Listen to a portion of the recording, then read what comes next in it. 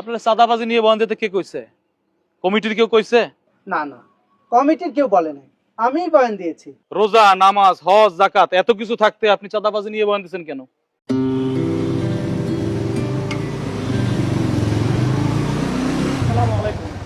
ওয়ালাইকুম আসসালাম। কেমন আছেন ভাই? আলহামদুলিল্লাহ, ভালো আছো তোমরা?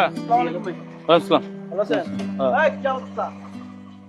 এই আমাদের তোমাদের এই ইমাম সাহেব কে এই জায়গার? জি আমি। আপনি রাজনীতি করেন কেন মসজিদে বইসা? কোন দল করেন?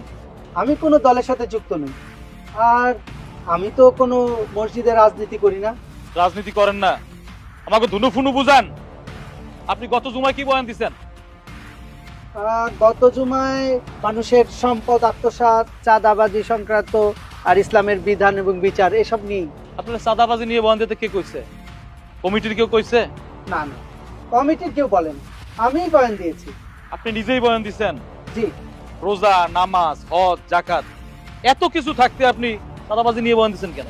কেন, চাঁদাবাজি তো একটা সমসাময়িক বিষয়। আর তাছাড়া এখন তো মোবাইল খুললেই চাঁদাবাজি সব নিউজ আসে। আর ওই যে এই যে আমাদের বাজারে, সেখানে যে চাঁদাবাজি। এই আমাদের বাজারে চাঁদাবাজি আপনার কি বললো? আরে আমি নিজেই তো। চুপ করেন না, ফাজলামি করেন। মসজিদে বসে মিথ্যা বয়ান দেন আর পাবলিকের উস্কাই দেন। এত পাওয়ার কই পান আপনি? হ্যাঁ, আমার নির্বাচনী এলাকা চাঁদাবাজি হয় কেউ বলতে পারবে? এই তোমরা কেউ শুনছো? এই তোমরা শুনছো কেউ? কেউ জানে না, আপনি শুধু একা জানেন এই বাজারে চাঁদাবাজি হয়। আমি কেন, শুধু সবাই জানে। আপনার ওই যে আপনার ওই। চুপ করবে না, তুই তো বড় একটা বেয়াদব। তুই প্রথম থেকে বেয়াদবি করতেই আসো। আলেম মানুষ থাকবে নরম সরম তা না। একই যদি রাজনীতি করতেই হয় মসজিদ থেকে বের হই, তারপর রাজনীতি কর।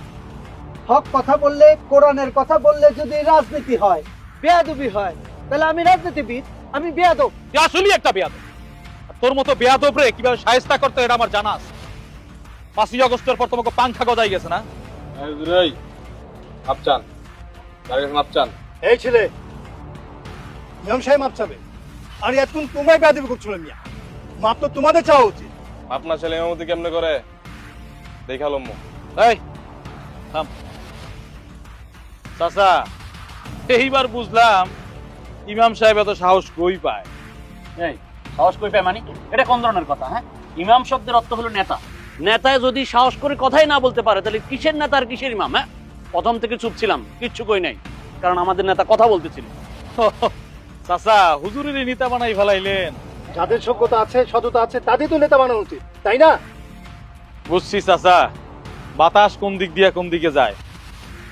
সামনে নির্বাচন, তাই কিছু বললাম না। হাইকমান্ডেরও নির্দেশ চুপ থাকার জন্য, তাই ধৈর্য ধারণ